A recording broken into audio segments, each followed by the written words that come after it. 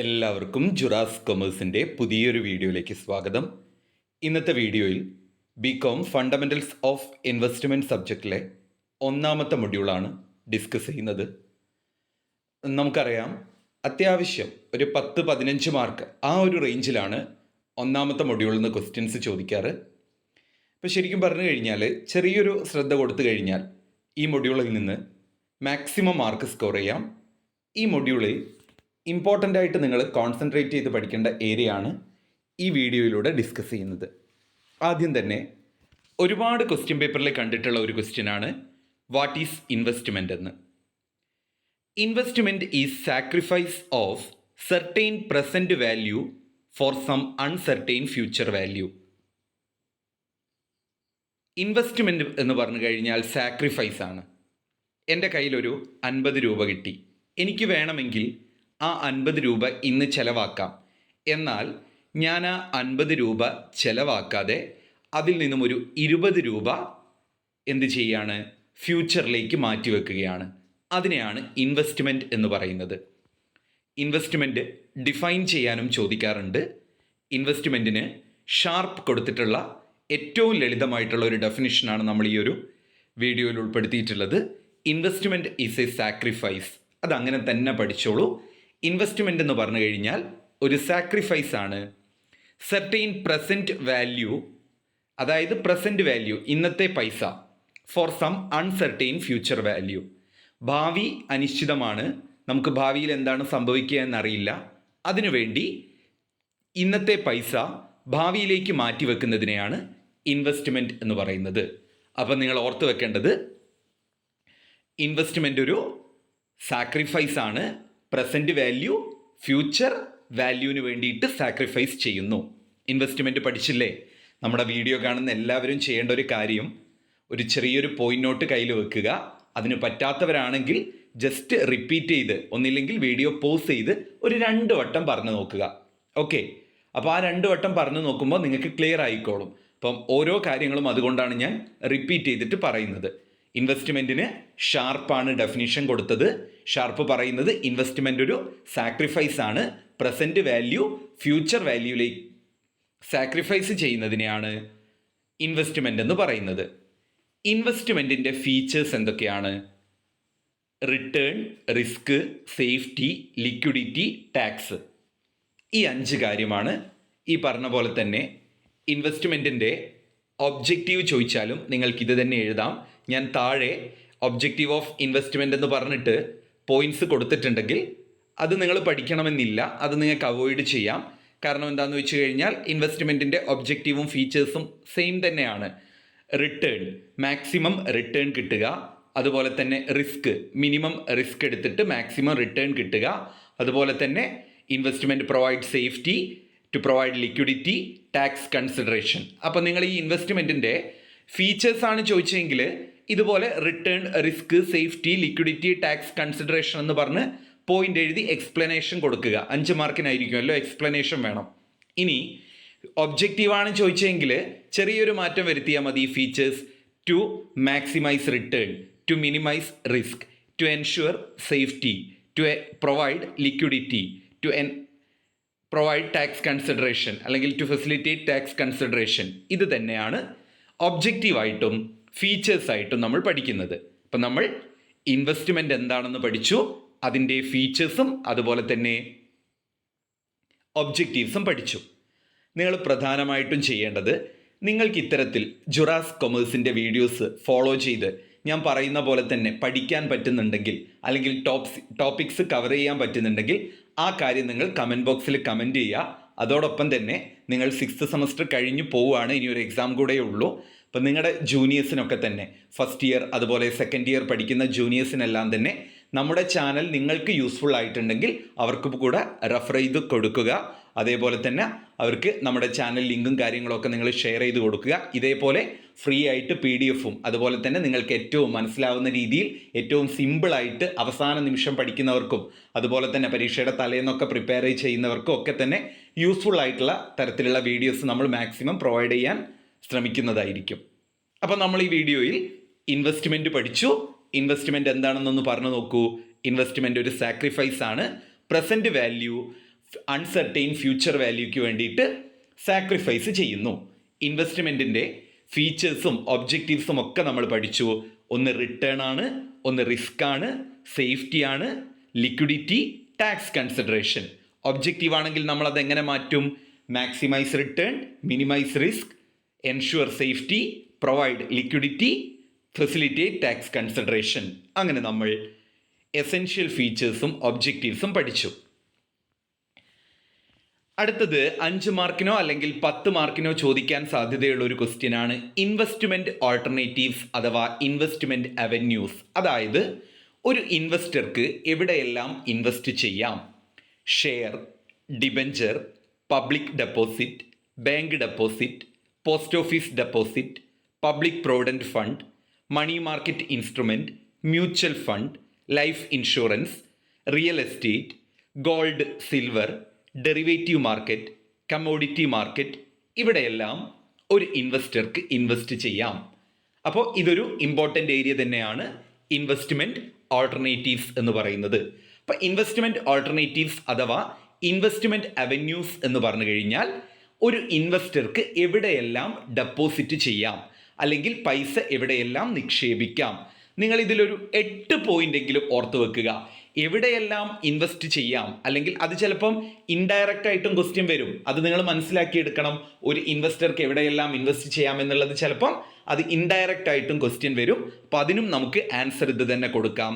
ഷെയറിലും, ഡിബഞ്ചറിലും, പബ്ലിക് ഡെപ്പോസിറ്റിലും, ബാങ്ക് ഡെപ്പോസിറ്റിലും, പോസ്റ്റ് ഓഫീസ് ഡെപ്പോസിറ്റ്. അപ്പോൾ ആദ്യത്തെ 5 എണ്ണം പഠിച്ചു കേട്ടോ. എൻ്റെ കൂടെ തന്നെ പഠിക്കുക. എവിടെയൊക്കെയാണ് ഇൻവെസ്റ്റ്മെൻറ്റ് ഓൾട്ടർനേറ്റീവ്സ് അല്ലെങ്കിൽ ഇൻവെസ്റ്റ്മെൻറ്റ് അവന്യൂസ്? ഷെയർ ഉണ്ട്, ഡിബഞ്ചർ ഉണ്ട്, പബ്ലിക് ഡെപ്പോസിറ്റ് ഉണ്ട്, പോസ്റ്റ് ഓഫീസ് ഡെപ്പോസിറ്റ് ഉണ്ട്, ബാങ്ക് ഡെപ്പോസിറ്റ് ഉണ്ട്. 5 എണ്ണമായി. അതേപോലെ തന്നെ മ്യൂച്വൽ ഫണ്ട് ഉണ്ട്, ലൈഫ് ഇൻഷുറൻസ് ഉണ്ട്, റിയൽ എസ്റ്റേറ്റിൽ ഇൻവെസ്റ്റ് ചെയ്യാം, ഗോൾഡ്, സിൽവർ, ഡെറിവേറ്റീവ് മാർക്കറ്റുമുണ്ട്, കമ്മോഡിറ്റി മാർക്കറ്റുമുണ്ട്. അപ്പം നമ്മൾ 10 എണ്ണം പഠിച്ചു. അപ്പോൾ എസ്സേ വരെ ചോദിച്ചാൽ നമുക്ക് ഈ പോയിന്റ്സ് ഒന്ന് എക്സ്പ്ലെയിൻ ചെയ്ത് ഡീറ്റെയിൽഡ് ആയിട്ട് എഴുതിയാൽ മതി. ഇനി ഒന്ന് വീഡിയോ പോസ് ചെയ്ത് പറഞ്ഞു നോക്കൂ ഏതൊക്കെയാണ്. Yes, share, debenture, bank deposit, public deposit, post office deposit.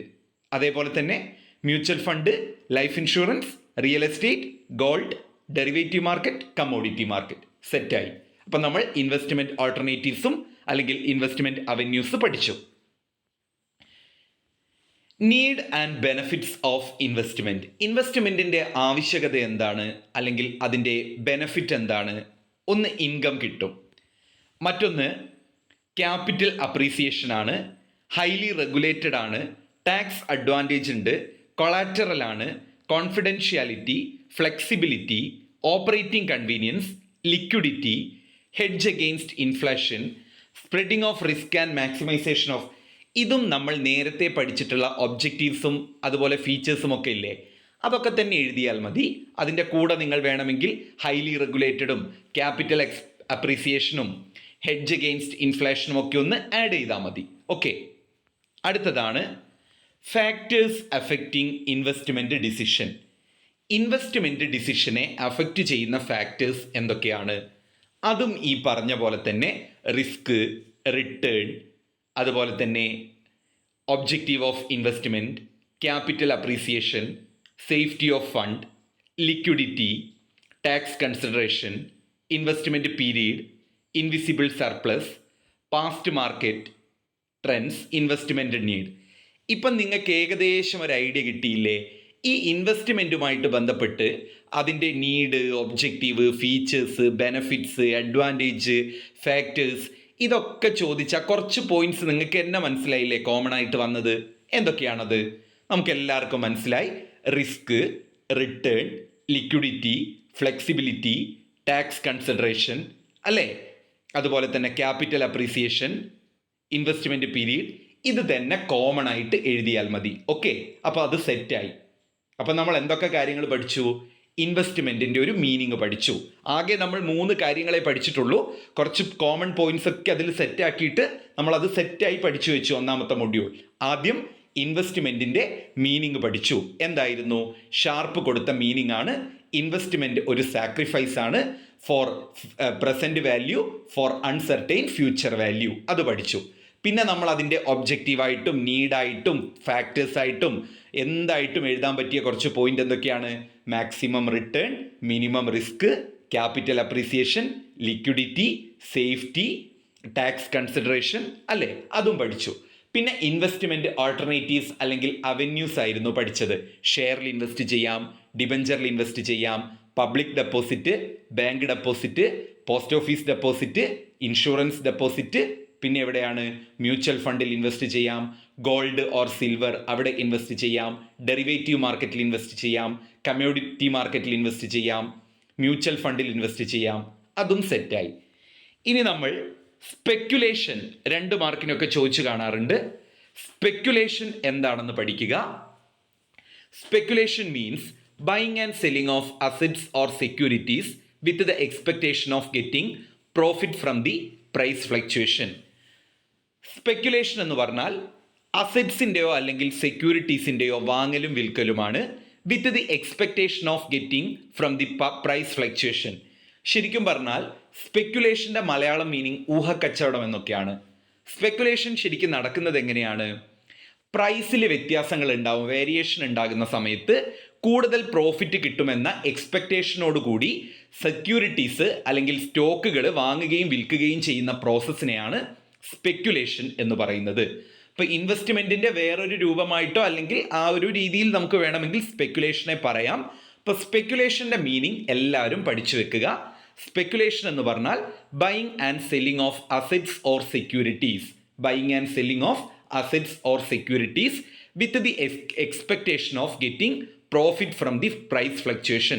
Price fluctuation ഉണ്ടാകുമ്പോൾ കൂടുതൽ പ്രോഫിറ്റ് ഉണ്ടാകാമെന്ന എക്സ്പെക്ടേഷനോടുകൂടി അസറ്റ്സ് അല്ലെങ്കിൽ സെക്യൂരിറ്റീസ് ബൈയിങ്ങോ സെല്ലിങ്ങോ നടത്തുന്നതിനെയാണ് സ്പെക്കുലേഷൻ എന്ന് പറയുന്നത്. ഇൻവെസ്റ്റ്മെൻറ്റും സ്പെക്കുലേഷനും തമ്മിലുള്ള ഡിഫറൻസ് പഠിച്ചു വെക്കണം. 2 മാർക്കിനോ 5 മാർക്കിനോ ചോദിക്കാം. ഇൻവെസ്റ്റ്മെൻറ്റ് എന്ന് പറയുന്നത് ലോങ് പീരീഡാണ്. നമ്മൾ ഒരുപാട് വർഷത്തേക്കാണ് മിക്കപ്പോഴും നിക്ഷേപിക്കാറല്ലേ. എന്നാൽ സ്പെക്കുലേഷൻ എന്താണ്? ചെറിയൊരു പീരീഡിലേക്കാണ്, ഷോർട്ട് പീരീഡിലേക്കാണ്. ഇപ്പോൾ buying and selling of securities with expectation of getting more profit അല്ലേ, കൂടുതൽ പ്രോഫിറ്റ് ഉണ്ടാക്കാൻ വേണ്ടിയിട്ട് നടത്തുന്ന ഒരു പ്രവൃത്തിയാണ് സ്പെക്കുലേഷൻ. അതെപ്പോഴും എന്തായിരിക്കും? ഒരു ചെറിയ പീരീഡിലേക്കായിരിക്കും. ഇപ്പം ഇൻവെസ്റ്റ്മെൻ്റ് എന്ന് പറയുമ്പോൾ നിങ്ങൾ ഓർക്കുക, അതിൻ്റെ മലയാളം വാക്ക് എന്താണ്? നിക്ഷേപമാണല്ലേ. അപ്പം തന്നെ സ്ട്രൈക്ക് ആവണം. നമ്മളെപ്പോഴും ബാങ്കിലായാലും പോസ്റ്റ് ഓഫീസിലായാലും ഒക്കെ നിക്ഷേപിക്കുന്നത് ഒരുപാട് വർഷത്തേക്കാണല്ലേ പൈസ നിക്ഷേപിക്കുക. അപ്പോൾ ഇൻവെസ്റ്റ്മെൻ്റ് എന്ന് പറഞ്ഞാൽ അത് ലോങ് പീരീഡിലേക്കുള്ളതാണ്. എന്നാൽ സ്പെക്കുലേഷൻ എന്ന് പറഞ്ഞു കഴിഞ്ഞാൽ അത് ഷോർട്ട് പീരീഡിലേക്കുള്ളതാണ്. ഇൻവെസ്റ്റ്മെൻറ്റിൽ മോഡറേറ്റ് റിസ്ക്കേ ഉണ്ടാവുകയുള്ളൂ, സ്പെക്കുലേഷനിൽ ഹൈ റിസ്ക് ഉണ്ടാവും. നമ്മളൊരു ഊഹത്തിലാണ് സ്പെക്കുലേഷൻ നടത്തുന്നത്. സ്പെക്കുലേഷൻ്റെ മലയാളം മീനിങ് തന്നെ എന്താണ്? ഊഹക്കച്ചവടം എന്നാണ്. അപ്പോൾ അത് പൊട്ടിപ്പോയാൽ പൊട്ടി അല്ലേ. അപ്പോൾ അതെന്താണ്? സ്പെക്കുലേഷന് ഹൈ റിസ്ക് ആണ്, ഇൻവെസ്റ്റ്മെൻറ്റിന് മോഡറേറ്റ് റിസ്ക് ആണ്, ഒരു ആവറേജ് റിസ്ക്കേ ഉണ്ടാവുകയുള്ളൂ. ഇൻവെസ്റ്റ്മെൻറ്റിൻ്റെ മെയിൻ മോട്ടീവ് എന്ന് പറയുന്നത് റിട്ടേൺ കിട്ടുക എന്നതിന്, അതായത് നമുക്കൊരു റിട്ടേൺ കിട്ടണം എന്നുള്ള ഒരു ബെനഫിറ്റ് കിട്ടണം എന്നുള്ള രീതിയിലാണ് നമ്മൾ ഇൻവെസ്റ്റ് ചെയ്യുന്നത്. എന്നാൽ സ്പെക്കുലേഷൻ്റെ എയിം എന്ന് പറയുന്നത് അല്ലെങ്കിൽ മോട്ടീവ് എന്ന് പറയുന്നത് പ്രോഫിറ്റ് ഏൺ ചെയ്യുക എന്നതാണ്. അപ്പം നമ്മൾ 3 ഡിഫറൻസ് പഠിച്ചു. സ്പെക്കുലേഷൻ എന്താണെന്നും പഠിച്ചു. അപ്പോൾ സ്പെക്കുലേഷൻ എന്തായിരുന്നു? Buying and selling of assets or securities with the expectation of getting more profit, കൂടുതൽ പ്രോഫിറ്റ് ഉണ്ടാകാം എന്ന പ്രതീക്ഷയോടുകൂടി സെക്യൂരിറ്റീസ് ബൈ ചെയ്യുകയോ സെൽ ചെയ്യുകയോ ചെയ്യുന്നതിനെയാണ് സ്പെക്കുലേഷൻ എന്ന് പറയുന്നത്. അപ്പം അതിൻ്റെ 3 എളുപ്പത്തിലുള്ള ഡിഫറൻസ് പഠിച്ചു. 2 മാർക്കിന് ചോദിച്ചാൽ 4 ഡിഫറൻസ് എഴുതണം, 5 മാർക്കിനാണെങ്കിൽ 5. ഇൻവെസ്റ്റ്മെൻറ്റ് ലോങ് പീരീഡിലേക്കാണ്. ഇൻവെസ്റ്റ്മെൻ്റ് എന്ന് പറയുമ്പോൾ ചിന്തിക്കേണ്ടത് എന്തായിരുന്നു? ഞാൻ പറഞ്ഞു ഓൾറെഡി, നിക്ഷേപം എന്നാണ്. നമ്മൾ ഒരുപാട് വർഷത്തേക്കാണ് പലപ്പോഴും പോസ്റ്റ് ഓഫീസിലും ബാങ്കിലും കമ്പനികളിലും എല്ലാം ഡെപ്പോസിറ്റ് ചെയ്യാറ്. അപ്പോൾ ഇൻവെസ്റ്റ്മെൻറ്റ് ലോങ് പീരീഡിലേക്കുള്ളതാണ്, എന്നാൽ സ്പെക്കുലേഷൻ ഷോർട്ട് പീരീഡിലേക്കുള്ളതാണ്. ഇൻവെസ്റ്റ്മെൻറ്റിൽ മോഡറേറ്റ് റിസ്ക് ആണ്, എന്നാൽ സ്പെക്കുലേഷനിൽ ഹൈ റിസ്ക് ആണ്. ഇൻവെസ്റ്റ്മെൻറ്റ് റിട്ടേൺ ആണ് അവരുടെ മോട്ടീവ്, സ്പെക്കുലേഷൻ്റെ മോട്ടീവ് പ്രോഫിറ്റ് ആണ്. Investor use on fund. Investment എന്താ നമ്മൾ ചെയ്യുക? ഞാനിപ്പോൾ ഒരു 500 രൂപ പോസ്റ്റ് ഓഫീസിൽ നിക്ഷേപിക്കുന്നു. അതെൻ്റെ സ്വന്തം പൈസയാണല്ലേ നിക്ഷേപിക്കാറ്. എന്നാൽ സ്പെക്കുലേഷൻ അങ്ങനെയല്ല. Speculator use borrowed fund. പലപ്പോഴും കടം വാങ്ങിയിട്ടൊക്കെ, അതൊരു ഉഡായിപ്പ് പരിപാടിയാണ് ഈ സ്പെക്കുലേഷൻ. ലാഭം ഉണ്ടാക്കാം എന്ന പ്രതീക്ഷയോടെ, ആരെയൊക്കെയോ പറ്റിച്ച് ലാഭം ഉണ്ടാക്കാം എന്നുള്ള ഒരു പ്രതീക്ഷയോടുകൂടി ചെയ്യുന്നൊരു കാര്യമാണ് ഈ സ്പെക്കുലേഷൻ അല്ലെങ്കിൽ ഊഹക്കച്ചവടം. അപ്പോൾ ഓൺ ഫണ്ടാണ് നമ്മൾ എന്തിനു ഉപയോഗിക്കാറ്? ഇൻവെസ്റ്റ്മെൻറ്റിന് ഉപയോഗിക്കാറ്. എന്നാൽ സ്പെക്കുലേഷൻ അങ്ങനെയല്ല, ബോറോഡ് ഫണ്ട്, കടമെടുത്തിട്ടുള്ള ഫണ്ടാണ് ഉപയോഗിക്കാറ്. Investment decisions are based on fundamentals. പലപ്പോഴും ഇൻവെസ്റ്റ്മെൻറ്റിൻ്റെ ഡിസിഷൻസ് നടത്താറ് ഫണ്ടമെൻ്റൽ അനാലിസിസിലൂടെയാണ്. അതായത് ഫണ്ടമെൻ്റൽസ് എന്ന് പറയുമ്പോൾ നമ്മൾ ഏത് ഇൻവെസ്റ്റ്മെൻറ്റ് ഓൾട്ടർനേറ്റീവിലാണോ അല്ലെങ്കിൽ അവന്യൂലാണോ ഡെപ്പോസിറ്റ് ചെയ്യാൻ പോകുന്നത്, ആ കമ്പനീനെ കുറിച്ചും ആ ഇൻഡസ്ട്രീനെ കുറിച്ചും ജനറൽ എക്കണോമിക് കണ്ടീഷനും അതെല്ലാം തന്നെ നമ്മൾ ഡീറ്റെയിൽഡ് ആയിട്ട് പരിശോധിച്ചതിന് ശേഷമാണ് ഇൻവെസ്റ്റ്മെൻറ്റ് നടത്തുക. എന്നാൽ speculation decision are based on market psychology. മാർക്കറ്റിൻ്റെ ഇപ്പോഴത്തെ ആ ഒരു സൈക്കോളജിയുടെ അല്ലെങ്കിൽ ആ ഒരു സിറ്റുവേഷൻ്റെ അടിസ്ഥാനത്തിലായിരിക്കും സ്പെക്കുലേഷൻ നടത്തുക. അപ്പോൾ നമ്മൾ ക്ലിയർ ആയിട്ട് സ്പെക്കുലേഷനും അതുപോലെ തന്നെ ഇൻവെസ്റ്റ്മെൻറ്റും തമ്മിലുള്ള ഡിഫറൻസ് പഠിച്ചു. ഓക്കെ, അത് സെറ്റായല്ലോ. ഇനി നമുക്ക് ഗാംബ്ലിംഗ് എന്താണെന്ന് നോക്കാം. ഗാംബ്ലിംഗ് എന്ന് പറഞ്ഞാൽ ചൂതാട്ടമാണ്. Gambling is a combination of pleasure and pain. നമ്മൾ ഈ ഗാംബ്ലിംഗ് എന്ന് പറഞ്ഞു കഴിഞ്ഞാൽ ഈ ഷീട്ടൊക്കെ കളിക്കില്ലേ, അതായത് കാർഡുകൾ ഉപയോഗിച്ചുകൊണ്ട്, അതിനെയാണ് ഗാംബ്ലിംഗ് എന്ന് പറയുന്നത്. ഈ കാർഡ് ഉപയോഗിച്ചുകൊണ്ട് കളിക്കുന്ന ആ ഒരു ചൂതാട്ടങ്ങൾ കാര്യങ്ങളൊക്കെ ഇല്ലേ, അതുപോലെ പല രീതിയിലുണ്ട് കേട്ടോ അത് ഗാംബ്ലിംഗ് ഒക്കെ. അപ്പോൾ ആ gambling is a combination of pleasure and pain. അതായത് അതൊരു സന്തോഷത്തിന് വേണ്ടിയിട്ടുള്ളതുമാണ്, അതേപോലെ തന്നെ അത് പൈസ വെച്ചാണ് കളിക്കുന്നതെങ്കിൽ അത് പെയിൻ അല്ലേ. എല്ലാവർക്കും പൈസ കിട്ടില്ല. 5 പേര് ഇപ്പോൾ ഒരു കാർഡ് വെച്ച് കളിച്ചാൽ അതിൽ 2-3 ആളുകളുടെ പൈസ പോവും. അവർക്ക് പെയിനാണ്, സങ്കടമാണ് അല്ലേ. എന്നാൽ ചില ആളുകൾക്ക് അതിൽ നിന്ന് പൈസ കിട്ടുമ്പോൾ അവർക്ക് എന്താണ്? ആനന്ദമാണ്, പ്ലഷറാണ്. അപ്പോൾ ഗാംബ്ലിംഗ് എന്ന് പറഞ്ഞാൽ it is the combination of pleasure and pain. സന്തോഷത്തിൻ്റെയും വേദനയുടെയും ഒരു കോമ്പിനേഷനാണ് ചൂതാട്ടം. It can be described as easy money for lazy people. മടിയന്മാരായ ആളുകൾക്ക് എളുപ്പത്തിൽ പണം ഉണ്ടാക്കാനുള്ള ഒരു വഴി കൂടെയാണ് ഈ gambling. It is a short term investment. അതൊരു ഷോർട്ട് ടേം ഇൻവെസ്റ്റ്മെൻ്റ് ആണ്. In game or chance. It is a short term investment in game or chance. അവിടെ എന്താണ്? ഒരു സാധ്യത മാത്രമേ ഉള്ളൂ. ഒരു 5-6 ആളുകൾ ഗാംബ്ലിംഗ് ഏർപ്പെടുമ്പോൾ അതിൽ ചിലപ്പോൾ 6 പേരാണെങ്കിൽ 5 പേർക്കും ലോസ് ആയിരിക്കും. ഒരാൾക്ക് മാത്രമാണ് അവിടെ എന്തുണ്ടാവുകയുള്ളൂ? പ്രോഫിറ്റ് അല്ലെങ്കിൽ ഒരു ലാഭം ഉണ്ടാവുകയുള്ളൂ, അല്ലെങ്കിൽ ഒരു ഗെയിൻ ഉണ്ടാവുകയുള്ളൂ. ഗാംബ്ലിംഗ് എന്താണെന്ന് നമ്മൾ പഠിച്ചു. Gambling is the combination of pleasure and pain. സന്തോഷത്തിൻ്റെയും അല്ലെങ്കിൽ ആനന്ദത്തിൻ്റെയും സങ്കടത്തിൻ്റെയും ഒരു കോമ്പിനേഷനാണ്, ഒരു സമ്മിശ്രമായിട്ടുള്ള ഒരവസ്ഥയാണ് ഈ ചൂതാട്ടം. അതായത് ലേസി പീപ്പിളിന്, മടിയന്മാർക്ക് ഈസി ആയിട്ട് പണം സമ്പാദിക്കാനുള്ള ഒരു രീതിയാണ് ഗാംബ്ലിംഗ്. അതൊരു ഷോർട്ട് ടേം ഇൻവെസ്റ്റ്മെൻ്റ് ആണ്. ഇൻവെസ്റ്റ്മെൻറ്റും ഗാംബ്ലിങ്ങും തമ്മിലുള്ള ഡിഫറൻസസ് പരീക്ഷയ്ക്ക് ഇതുവരെ ചോദിച്ചിട്ടൊന്നുമില്ല, എന്നാലും ജസ്റ്റ് ഒന്ന് നോക്കി വെക്കാം. ഇൻവെസ്റ്റ്മെൻറ്റ് ലോങ് പീരീഡിലേക്കാണ്, നമ്മൾ പഠിച്ചു. ഗാംബ്ലിംഗ് ഷോർട്ട് പീരീഡിലേക്കാണ്. ഇൻവെസ്റ്റ്മെൻറ്റ് എയിം ചെയ്യുന്നത് റിട്ടേൺ ആണ്. Gambling return with enjoyment. ഗാംബ്ലിങ്ങിൽ എന്തും കൂടെ ഉണ്ട്, അതൊരു കളികളാണല്ലേ, ഗെയിം കാര്യങ്ങളൊക്കെ ഉണ്ട്. എൻജോയ്മെൻറ്റും ഉണ്ട്, റിട്ടേണും ഉണ്ട്. Investment involve commercial risk. ഇൻവെസ്റ്റ്മെൻറ്റിൽ ഒരു കൊമേഴ്ഷ്യൽ റിസ്ക് ആണ് ഉണ്ടാവുക. ഗാംബ്ലിങ്ങിൽ ആർട്ടിഫിഷ്യൽ റിസ്ക് ആണ് ഉണ്ടാകുന്നത്. ഇൻവെസ്റ്റ്മെൻറ്റിൻ്റെ ഒബ്ജക്റ്റിനെ ബേസ് ചെയ്തുകൊണ്ടാണ്, എന്നാൽ ഗാംബ്ലിംഗ് സബ്ജക്റ്റിവിറ്റിയെ ബേസ് ചെയ്തുകൊണ്ടാണ്. ഇൻവെസ്റ്റ്മെൻറ്റിൽ റിസ്ക്കും റിട്ടേണും അനലൈസ് ചെയ്യില്ല, എന്നാൽ ഗാംബ്ലിങ്ങിൽ കൃത്യമായിട്ട് റിസ്ക്കും റിട്ടേണും അനലൈസ് ചെയ്യും. ഇതാണ് ഇൻവെസ്റ്റ്മെൻറ്റും ഗാംബ്ലിങ്ങും തമ്മിലുള്ള വ്യത്യാസം. ഇനി സോഴ്സ് ഓഫ് ഫിനാൻഷ്യൽ ഇൻഫർമേഷൻ. നമ്മൾ ഇൻവെസ്റ്റ്മെൻറ്റ് നടത്തുമ്പോൾ എവിടെ നിന്നെല്ലാമാണ് ഫിനാൻഷ്യൽ ഇൻഫർമേഷൻ്റെ സോഴ്സ്? അത് ഞാൻ ഡീറ്റെയിൽഡ് ആയിട്ട് പറയുന്നില്ല, ജസ്റ്റ് ഒന്ന് വായിച്ചു പോവുക. വേണമെങ്കിൽ നിങ്ങൾക്ക് സ്കിപ്പ് ചെയ്യാം. ഇതുവരെ ആ ഒരു ഏരിയയിൽ നിന്ന് ക്വസ്റ്റ്യൻസ് ഒന്നും കണ്ടിട്ടില്ല. ഒരു അപ്രധാനമായ അല്ലെങ്കിൽ ഒരു അൺഇമ്പോർട്ടൻ്റ് ആയിട്ടുള്ള ഏരിയ ആണ്, യു ക്യാൻ സ്കിപ്പ്. ഓക്കെ, അടുത്തതാണ് സ്റ്റോക്ക് മാർക്കറ്റ് ഇൻഡെക്സ്. ഇമ്പോർട്ടൻ്റ് ആണ് 2 മാർക്കിന്. സ്റ്റോക്ക് മാർക്കറ്റ് ഇൻഡെക്സ് അല്ലെങ്കിൽ മാർക്കറ്റ് ഇൻഡീസസ് അല്ലെങ്കിൽ സ്റ്റോക്ക് ഇൻഡീസസ് അല്ലെങ്കിൽ സ്റ്റോക്ക് മാർക്കറ്റ് ഇൻഡീസസ്, ഈ രീതിയിലെല്ലാം 2 മാർക്കിന് ക്വസ്റ്റ്യൻ വന്നാൽ എഴുതേണ്ട ആൻസറാണിത്. An index is an indicator. Index എന്ന് കണ്ടാൽ ഓർത്ത് വെക്കുക, അതൊരു ഇൻഡിക്കേറ്ററാണ്, അതൊരു സൂചനയാണ്. Or measuring something. അപ്പോൾ an index is an indicator or measuring something. It shows changes taking place in the stock market. അതായത് സ്റ്റോക്ക് മാർക്കറ്റിൽ ഉണ്ടാകുന്ന ചേഞ്ചസ്, വേരിയേഷൻസ് അല്ലെങ്കിൽ ഷിഫ്റ്റ്, ഇതെല്ലാം ഇൻഡിക്കേറ്റ് ചെയ്യുന്ന, ഇതിൻ്റെ എല്ലാം സൂചന തരുന്ന ഒരു ടേമിനെ അല്ലെങ്കിൽ കോൺസെപ്റ്റിനെയാണ് സ്റ്റോക്ക് മാർക്കറ്റ് ഇൻഡെക്സ് എന്ന് പറയുന്നത്. Stock market is an indicator. അതൊരു ഇൻഡിക്കേറ്ററാണ്. ഓർ മെഷറിങ് സംതിങ്, എന്തോ ഒന്ന് മെഷർ ചെയ്യുന്നതാണ്. It shows changes taking place in the stock market. Stock മാർക്കറ്റിൽ ചേഞ്ചസ് കാണിക്കുന്ന ആ ഒരു ഇൻഡിക്കേറ്ററെയാണ് സ്റ്റോക്ക് മാർക്കറ്റ് ഇൻഡെക്സ് എന്ന് പറയുന്നത്. അടുത്തതാണ് importance of stock market index. Stock market ഇൻഡെക്സിൻ്റെ ഇമ്പോർട്ടൻസ് എന്തൊക്കെയാണ്? Helps in understanding broad trends. Broad എന്നൊന്നും വേണ്ട, ട്രെൻഡ്സ് എന്ന് മതി. Helps in understanding trends. Stock മാർക്കറ്റിൽ ഉണ്ടാകുന്ന വ്യതിയാനങ്ങൾ അല്ലെങ്കിൽ ട്രെൻഡുകൾ നമുക്ക് സ്റ്റോക്ക് മാർക്കറ്റ് ഇൻഡെക്സിലൂടെ അല്ലെങ്കിൽ സ്റ്റോക്ക് മാർക്കറ്റ് ഇൻഡീസസിലൂടെ മനസ്സിലാക്കാം. Use as A bench mark. അതായത് ഒരു ഇൻവെസ്റ്ററെ സംബന്ധിച്ചിടത്തോളം അദ്ദേഹത്തിന് ഒരു ബെഞ്ച് മാർക്ക് സെറ്റ് ചെയ്യാൻ എന്തിന് കഴിയും? സ്റ്റോക്ക് മാർക്കറ്റിന് കഴിയും, സ്റ്റോക്ക് മാർക്കറ്റ് ഇൻഡെക്സിന് കഴിയും. Helps in investors allocate fund. Allocation of ഫണ്ടാണ്. അതായത് ഏത് സെക്യൂരിറ്റിയിൽ ഫണ്ട് അലൊക്കേറ്റ് ചെയ്യണമെന്ന് സ്റ്റോക്ക് മാർക്കറ്റ് ഇൻഡീസസ് വെച്ചുകൊണ്ട് ഒരു ഇൻവെസ്റ്റർക്ക് സാധിക്കും. Used for formulating index fund. Index fund formulate ചെയ്യാൻ സാധിക്കും. Helps in predicting stock market movement. Stock മാർക്കറ്റിൽ സ്റ്റോക്കിൻ്റെ പ്രൈസിനുണ്ടാകുന്ന അല്ലെങ്കിൽ എൻറ്റയർ സ്റ്റോക്ക് മാർക്കറ്റിനുണ്ടാകുന്ന മൂവ്മെൻറ്റ് മനസ്സിലാക്കാം. Reflecting general status of the company. ഓരോ കമ്പനിയുടെയും സ്റ്റാറ്റസ് മനസ്സിലാക്കാനും നമുക്ക് ഈ സ്റ്റോക്ക് മാർക്കറ്റ് ട്രെൻഡിലൂടെ സാധ്യമാകും, അല്ലെങ്കിൽ സ്റ്റോക്ക് മാർക്കറ്റ് ഇൻഡെക്സിലൂടെ സാധ്യമാകും.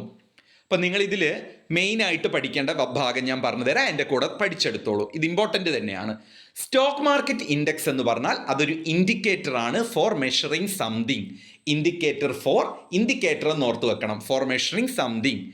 It shows changes taking place in the stock market. ആ ചേഞ്ചസും വേണം, സ്റ്റോക്ക് മാർക്കറ്റും വേണം. അപ്പോൾ it shows changes in the stock price of the stock market. Stock മാർക്കറ്റിൽ സ്റ്റോക്ക് പ്രൈസിൽ ഉണ്ടാകുന്ന ചേഞ്ചസ് ആയിരിക്കും എന്ത് കാണിക്കുക?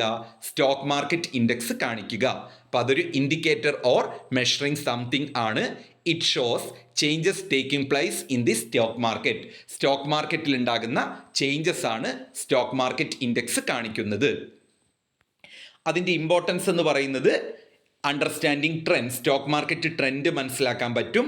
Bench mark, allocation of fund ഉണ്ട്, സ്റ്റോക്ക് മാർക്കറ്റ് മൂവ്മെൻറ്റ് പ്രെഡിക്റ്റ് ചെയ്യാം, അതുപോലെ കമ്പനിയുടെ സ്റ്റാറ്റസ് റിഫ്ലക്റ്റ് ചെയ്യും. അടുത്തതാണ് ഒരു വർഷം 5 മാർക്കിന് ചോദിച്ചതാണ് ഇൻവെസ്റ്റ്മെൻറ്റ് ഡിസിഷൻ പ്രോസസ്സിൻ്റെ സ്റ്റെപ്പ്. അത് ബൈ ഹാർട്ട് പഠിച്ചു വെച്ചോളൂ. പല ക്വസ്റ്റ്യൻ പേപ്പറിലും 5 മാർക്കിൽ ചോദിക്കാറുണ്ട്. 5 മാർക്കിന് ചോദിച്ചാൽ ഇൻവെസ്റ്റ്മെൻറ്റ് എന്താണെന്ന് എഴുതുക, ഇൻവെസ്റ്റ്മെൻറ്റ് ഡിസിഷൻ എന്താണെന്ന് എഴുതുക. അത് ഞാൻ പ്രത്യേകം ഇൻവെസ്റ്റ്മെൻറ്റ് ഡിസിഷൻ എന്ന് കൊടുത്തിട്ടില്ല, നിങ്ങൾക്കറിയാമല്ലോ. വേണമെങ്കിൽ ഞാൻ ഈ വീഡിയോയിൽ പറഞ്ഞു തരാം. Investment decision is a type of decision related to investment. It mainly concern with risk and return of investment. ഒരു ഇൻവെസ്റ്റ്മെൻറ്റിൻ്റെ റിസ്ക്കും റിട്ടേണും കണക്കാക്കി അതുമായിട്ട് ബന്ധപ്പെട്ട് ഡിസിഷൻ എടുക്കുന്നതിനെയാണ് ഇൻവെസ്റ്റ്മെൻറ്റ് ഡിസിഷൻ എന്ന് പറയുന്നത്. അപ്പോൾ ഇൻവെസ്റ്റ്മെൻറ്റ് എന്താണെന്ന് ഓൾറെഡി നമ്മൾ പഠിച്ചല്ലോ. ഇൻവെസ്റ്റ്മെൻറ്റ് ഒരു സാക്രിഫൈസ് ആണ് for present value, for uncertain future വാല്യൂവിന് വേണ്ടിയിട്ട്. ആര് കൊടുത്ത ഡെഫിനിഷനാണ്? ഷാർപ്പ് കൊടുത്ത ഡെഫിനിഷനാണ്. അതിനുശേഷം ഇൻവെസ്റ്റ്മെൻറ്റ് ഡിസിഷൻ എന്ന് പറഞ്ഞാൽ എന്താണ്? Investment decision simply means decision concerned with investment. ഇൻവെസ്റ്റ്മെൻറ്റുമായിട്ട് ബന്ധപ്പെട്ട ഡിസിഷനെയാണ് ഇൻവെസ്റ്റ്മെൻറ്റ് ഡിസിഷൻ എന്ന് പറയുന്നത്. It includes the decision related to risk, return etcetera. റിസ്ക്കും റിട്ടേണും തമ്മിലുള്ള ഒരു കളിയാണ് ഈ സബ്ജക്റ്റിലെ എല്ലാ സ്ഥലത്തും. ഓക്കെ, ഇനി നമുക്ക് ഇൻവെസ്റ്റ്മെൻറ്റ് ഡിസിഷൻ പ്രോസസ്സ് നോക്കാം. Defining investment objective. Investment objective define ചെയ്യുക. Analysing securities. സെക്യൂരിറ്റീസിനെ അനലൈസ് ചെയ്യുക. പോർട്ട്ഫോളിയോ കൺസ്ട്രക്ഷൻ നടത്തുക. പെർഫോമൻസ് ഇവാലുവേഷൻ നടത്തുക. പോർട്ട്ഫോളിയോനെ റിവൈസ് ചെയ്യുക. ഇതാണ് ഇൻവെസ്റ്റ്മെൻറ്റ് ഡിസിഷൻ പ്രോസസ്സ്. അടുത്തതാണ് ഇൻവെസ്റ്റ്മെൻറ്റ് എൻവിയോൺമെൻറ്റ്. ഇൻവെസ്റ്റ്മെൻറ്റ് എൻവിയോൺമെൻറ്റ് എന്ന് പറഞ്ഞു കഴിഞ്ഞാൽ അതൊക്കെ നിങ്ങൾ സ്കിപ്പ് ചെയ്തോളൂ. Time value of money. Time value of money ചോദിക്കാൻ സാധ്യതയുണ്ടോ എന്ന് ചോദിച്ചാൽ ഫിനാൻഷ്യൽ മാനേജ്മെൻറ്റിൽ കഴിഞ്ഞ സെമ്മിലെ പേപ്പറിൽ വരുന്ന ഏരിയ ആണ്. എന്നാലും ഒന്ന് നോക്കിക്കോ, ഞാൻ ഈ നോട്ടിൽ കൊടുത്തത് എവിടെയോ ചോദിച്ചത് കൊണ്ടാണ്. Time value of based on the fact money has a time value. പണത്തിനൊരു ടൈം വാല്യൂ ഉണ്ട് എന്ന കൺസെപ്റ്റിലാണ് ടൈം വാല്യൂ ഓഫ് മണി വന്നത്. Value of money depend upon time. പണത്തിൻ്റെ മൂല്യം സമയത്തെ ഡിപ്പെൻഡ് ചെയ്തിട്ടാണുള്ളത്. റിട്ടേൺ എന്ന് പറഞ്ഞാൽ എന്താ? ബെനഫിറ്റ് അല്ലേ? ബെനഫിറ്റ് ഇൻ ആൻ ഇൻവെസ്റ്റ്മെൻറ്റ് എന്ന് എഴുതിയാൽ തന്നെ റിട്ടേൺ ആയി. അപ്പോൾ റിട്ടേണിന് ഒരു 1 ലൈൻ മീനിങ് ഞാൻ പറഞ്ഞിട്ടുണ്ട്. Return simply means benefits in an original investment. ഇൻവെസ്റ്റ്മെൻറ്റിൽ നിന്നുണ്ടാകുന്ന ഗെയിൻ അല്ലെങ്കിൽ ബെനഫിറ്റിനെയാണ് റിട്ടേൺ എന്ന് പറയുന്നത്. അപ്പോൾ എക്സ്പെക്റ്റഡ് റിട്ടേൺ എന്ന് പറഞ്ഞാൽ എന്തായിരിക്കും? It is the weighted average of all possible return multiplied by the respective probability. ഇനി റിസ്ക് ആണ്. റിസ്ക് എന്ന് പറഞ്ഞാൽ risk is the probability of failure or loss. ലോസിനോ അല്ലെങ്കിൽ ഫെയിലിയറിനോ ഉള്ള ചാൻസിനെയാണ് റിസ്ക് എന്ന് പറയുന്നത്. റിസ്കിനെ നിങ്ങൾ ഈ ഒരു ഡെഫിനിഷൻ ഒന്നും പഠിക്കേണ്ട. റിസ്ക് എന്ന് പറഞ്ഞാൽ പ്രോബബിലിറ്റി ഓഫ് അല്ലെങ്കിൽ ചാൻസ് ഓഫ് ഫെയിലിയർ ഓർ ലോസിനുള്ള ചാൻസിനെയാണ് റിസ്ക് എന്ന് പറയുന്നത്. ഇനി നമുക്ക് ടൈപ്സ് ഓഫ് റിസ്ക് നോക്കാം. 2 രീതിയിലുള്ള റിസ്ക് ആണുള്ളത്. സിസ്റ്റമാറ്റിക് റിസ്ക്കുമുണ്ട്, അതുപോലെ തന്നെ അൺസിസ്റ്റമാറ്റിക് റിസ്ക്കുമുണ്ട്. 2 രീതിയിലുള്ള റിസ്ക് ആണുള്ളത്. സിസ്റ്റമാറ്റിക് റിസ്ക്കും അൺസിസ്റ്റമാറ്റിക് റിസ്ക്കും. സിസ്റ്റമാറ്റിക് റിസ്ക് എന്ന് പറഞ്ഞാൽ അതൊരു നോൺ ഡൈവേഴ്സിഫയബിൾ റിസ്ക് ആണ്. It arises due to factors like economic, sociological and political. സാമൂഹികപരമായോ സാമ്പത്തികപരമായോ രാഷ്ട്രീയപരമായോ ഉള്ള കാരണങ്ങളാൽ വരുന്ന റിസ്കിനെയാണ് സിസ്റ്റമാറ്റിക് റിസ്ക് എന്ന് പറയുന്നത്. ബിസിനസ്സിൽ സാമ്പത്തികപരമായോ സാമൂഹികപരമായോ രാഷ്ട്രീയപരമായോ വരുന്ന റിസ്കിനെയാണെന്ന് പറയുന്നത് സിസ്റ്റമാറ്റിക് റിസ്ക് എന്ന് പറയുന്നത്. അത് നോൺ ഡൈവേഴ്സിഫയബിൾ ആണ്. നമുക്കത് എന്ത് ചെയ്യാൻ പറ്റില്ല? തടയാൻ പറ്റില്ല, അല്ലെങ്കിൽ ഇറ്റ് കനോട്ട് ബി എലിമിനേറ്റഡ്. അതും കൂടെ നിങ്ങൾക്ക് എഴുതി വെക്കാം. അത് നിങ്ങൾക്ക് എലിമിനേറ്റ് ചെയ്യാൻ പറ്റില്ല അല്ലേ? ഇപ്പോൾ കോവിഡ് വന്നു. കോവിഡ് നമുക്ക് ആർക്കെങ്കിലും തടയാൻ പറ്റുമായിരുന്നോ? ഇല്ല. ഗവൺമെൻറ് മാറി വരുന്നു. 5 വർഷം കഴിയുമ്പോൾ അല്ലെങ്കിൽ ഇടയ്ക്കിടയ്ക്ക് നമ്മുടെ ഗവൺമെൻറ് സിസ്റ്റം മാറി വരുന്നു. അതാർക്കെങ്കിലും തടയാൻ പറ്റുമോ? ഇല്ല. അതുപോലെ തന്നെ സോഷ്യോളജിക്കൽ ഫാക്ടർ, സമൂഹത്തിൽ പല മാറ്റങ്ങൾ വരുന്നു. അതൊന്നും നമുക്ക് എന്ത് ചെയ്യാൻ പറ്റില്ല? കൺട്രോൾ ചെയ്യാൻ പറ്റില്ല അല്ലേ? അപ്പോൾ സിസ്റ്റമാറ്റിക് റിസ്ക് എന്ന് പറഞ്ഞു കഴിഞ്ഞാൽ അത് അത് നോൺ ഡൈവേഴ്സിഫയബിൾ ആണ്, അൺകൺട്രോളബിൾ ആണ്. അതുപോലെ തന്നെ എന്താണ്? It cannot be eliminated. അത് നമുക്ക് എലിമിനേറ്റ് ചെയ്യാൻ പറ്റില്ല. It arises due to the factors like economic, sociological and political condition. മേൽപ്പറഞ്ഞ കണ്ടീഷനുകളിലെല്ലാം തന്നെ വരുന്ന റിസ്കിനെയാണെന്ന് പറയുന്നത് സിസ്റ്റമാറ്റിക് റിസ്ക്. ചില ക്വസ്റ്റ്യനിൽ what is risk, what are the elements of risk എന്ന് ചോദിച്ച് കണ്ടിട്ടുണ്ട്. എനിക്ക് തോന്നുന്നു ഈ തൊട്ട് കഴിഞ്ഞ വർഷമാണെന്ന് തോന്നുന്നു. അപ്പോൾ എലമെൻറ്റ്സ് ഓഫ് റിസ്ക് എന്ന് പറഞ്ഞാൽ ടൈപ്സ് ഓഫ് റിസ്ക് ആണ് കേട്ടോ. അതിനി പഠിക്കാതിരിക്കരുത്. എലമെൻറ്റ്സ് ഓഫ് റിസ്ക് എന്ന് പറഞ്ഞിട്ട് അത് സാറിൻ്റെ നോട്ടിലില്ലല്ലോ, അല്ലെങ്കിൽ കോളേജിൽ നിന്ന് ടീച്ചേഴ്സ് തന്നിട്ടില്ലല്ലോ. അതൊക്കെ നമ്മൾ ബുദ്ധി ഉപയോഗിക്കണം. ക്വസ്റ്റ്യനിലോ അല്ലെങ്കിൽ സിലബസിൽ ടൈപ്സ് ഓഫ് റിസ്ക് ആയിരിക്കും പറയുക. അപ്പോൾ എലമെൻ്റ് ആണെന്ന് നമ്മൾ ഊഹിക്കണം. ഓക്കെ. അപ്പോൾ നമ്മൾ എലമെൻറ്റ് ഓഫ് റിസ്ക് 2 രീതിയിലാണുള്ളത്. സിസ്റ്റമാറ്റിക്കും ഉണ്ട്, അതുപോലെ തന്നെ എന്താണ്? അൺസിസ്റ്റമാറ്റിക്കും ഉണ്ട്. സിസ്റ്റമാറ്റിക് റിസ്ക് എന്ന് പറഞ്ഞാൽ 3 കാര്യങ്ങൾ ഞാൻ പറഞ്ഞു തന്നു. അത് നോൺ ഡൈവേഴ്സിഫയബിൾ ആണ്, അൺകൺട്രോളബിൾ ആണ്, കനോട്ട് ബി എലിമിനേറ്റ് ചെയ്യാനും പറ്റില്ല. അതുപോലെ തന്നെ it arises due to economic, sociological and political factors. Okay. ഇനി അൺസിസ്റ്റമാറ്റിക് റിസ്ക് ആണ്. അത് ഡൈവേഴ്സിഫയബിൾ ആണ്. അത് നമുക്ക് എന്ത് ചെയ്യാം? കൺട്രോൾ ചെയ്യാം. It can be eliminated. അത് എലിമിനേറ്റും ചെയ്യാം. അതായത് മാനേജ്മെൻറ്റിൽ ഉണ്ടാകുന്ന ചേഞ്ചസ്, ലേബർ സ്ട്രൈക്ക്, തൊഴിലാളികളുടെ സമരമൊക്കെ ഒരു ബിസിനസ്സിന് കൺട്രോൾ ചെയ്തുകൂടെ അല്ലേ? അവരാവശ്യങ്ങൾ ചെയ്തു കൊടുത്താൽ ആ സമരം അവർക്ക് എന്ത് ചെയ്യാം? കൺട്രോൾ ചെയ്യാം.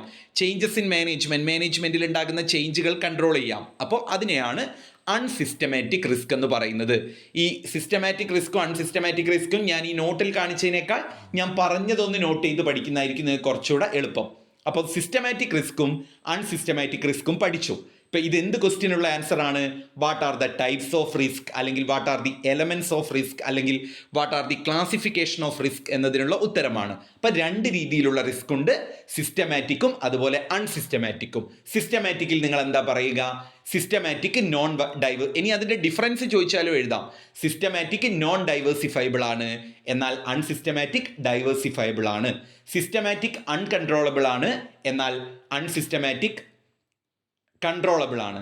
അതുപോലെ systematic risk cannot be eliminated. അത് എലിമിനേറ്റ് ചെയ്യാൻ പറ്റില്ല. എന്നാൽ systematic risk can be eliminated. അത് എലിമിനേറ്റ് ചെയ്യാം. Systematic risk arises due to social, economical and political factors. എന്നാൽ unsystematic risk arises due to labour strike, changes in management etcetera. ഇനി അതിൻ്റെ sources of risk, അതായത് elements of റിസ്കിൽ തന്നെ വരുന്നതാണ് കേട്ടോ. ഈ സിസ്റ്റമാറ്റിക്കിൻ്റെ അൺസിസ്റ്റമാറ്റിക്കിൻ്റെ ഉള്ളിൽ വരുന്നതാണ്. മാർക്കറ്റ് റിസ്ക് ഉണ്ട്. ഇതിനൊക്കെ ഞാൻ ഈ PDF പറയുന്നതിനേക്കാൾ കുറച്ചുകൂടെ സിമ്പിളായിട്ട് ഞാനൊരു മീനിങ് പറഞ്ഞു തരാം. ഇത് 2 മാർക്കിനും ചോദിക്കും, ഈ ഇൻട്രസ്റ്റ് റേറ്റ് റിസ്ക്കും മാർക്കറ്റ് റിസ്ക്കും ഒക്കെ. അത് വേണ്ടിയിട്ട് അതൊരു പോയിൻ്റായിട്ട് എവിടെയെങ്കിലും ഫോണിലോ അല്ലെങ്കിൽ നോട്ടിലോ എവിടെയെങ്കിലും ഒന്ന് കുറിച്ച് വെച്ചോളൂ. ഞാൻ സിമ്പിളായിട്ട് പറഞ്ഞു തരാം. മാർക്കറ്റ് റിസ്ക് എന്ന് പറഞ്ഞാൽ it is a type of risk. അതൊരു റിസ്കിൻ്റെ ടൈപ്പാണ്. It arises due to changes in